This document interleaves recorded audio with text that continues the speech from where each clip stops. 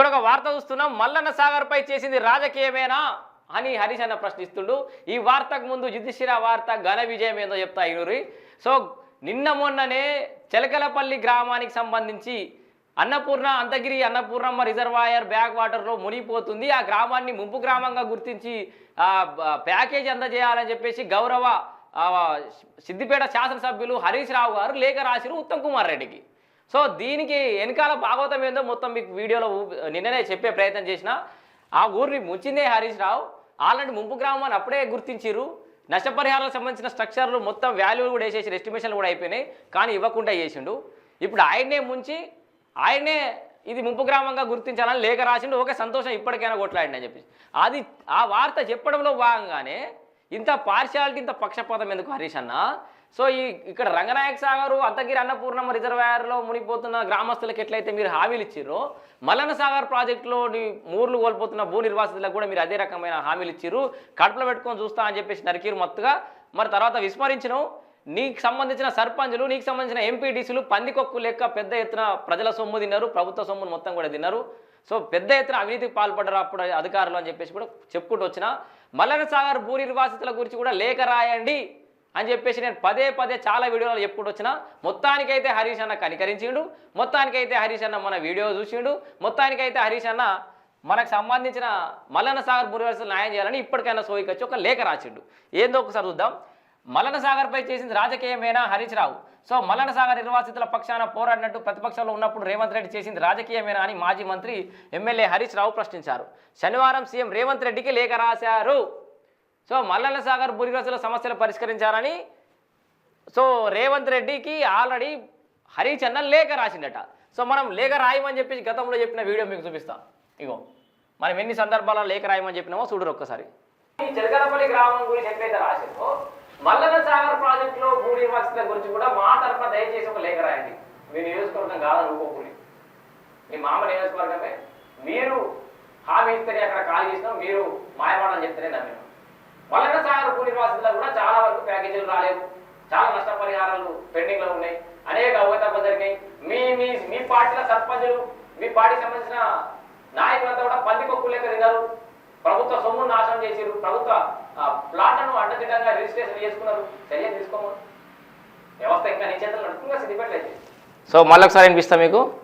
పందికొక్కు లెక్క తిన్నారు, వరకు ప్యాకేజీలు రాలేదు.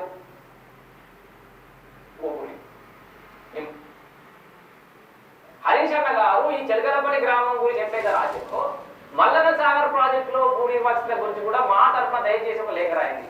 మీ నియోజకవర్గం కాదని ఊకోకూలి, మీ మామ నియోజకవర్గమే. మీరు హామీ ఇస్తేనే అక్కడ ఖాళీ చేసినాం, మీరు మాయమాటలు చెప్తేనే నమ్మినాం. మల్లన్న సాగర్ భూ నిర్వాసితులకు కూడా చాలా వరకు ప్యాకేజీలు రాలేదు. సో సేమ్ ఇదే విధంగా అనేక వీడియోలలో, గతంలో చాలా వీడియోలలో కూడా మల్లన్న సాగర్ ముంచింది మీరే న్యాయం చేయాలని చెప్పేసి మొత్తుకుంటూ వచ్చినాం. సో ఇప్పుడు కాంగ్రెస్ వచ్చిన 1 year అనే కాదు, అంతకంటే ముందు నుంచి దాదాపు 4-5 ఏళ్ల నుంచి సమస్యలు పరిష్కారం చేయకుండా అసలు సమస్యలు సృష్టించిందే గత బీఆర్ఎస్ సర్కార్. సో ఈ సర్కారు దగ్గర కూడా పోతూనే ఉన్నాం, పోరాటం చేస్తూనే ఉన్నాం. ఎప్పుడు ఇస్తారు ఏం చెప్పేసి అని గట్టిగా అడుగుతూనే ఉన్నాం. సో ప్రభుత్వం మారింది కాబట్టి ఏ వాళ్ళు అధికారం ఉంటే వాళ్ళని అడగాలి, అది న్యాయమే.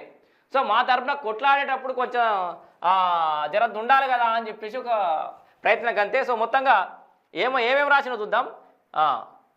బీఆర్ఎస్ హయాంలో 90% R&R ప్యాకేజీ, పునరావాస కాలనీ 90% అట. రండి నాతో చూపిస్తా, మల్లన్న సాగర్ రండి, ఏం జరిగిందో చెప్తా.